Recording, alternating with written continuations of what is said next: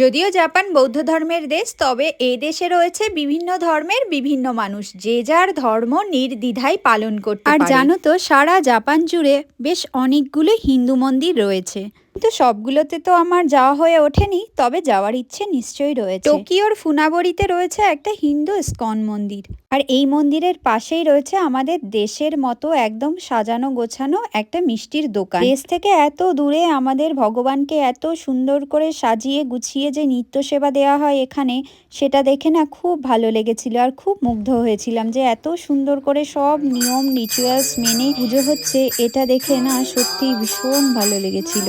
তবে এখানে অনেক জাপানিজকেও দেখেছিলাম যে ঠাকুরের প্রসাদ বানাচ্ছেন বা ভোগ রেডি করছেন। আমরা যাওয়ার কিছুক্ষণ পরেই আরতি শুরু হয়েছিল, আর এটা দেখার যে কি সৌভাগ্য ছিল সেটা আর কি বলবো। মানে দেশ থেকে এত দূরে এত সুন্দর ঠাকুরের আরতি দেখবো, এটা কখনো আমি ভাবিইনি আর কি।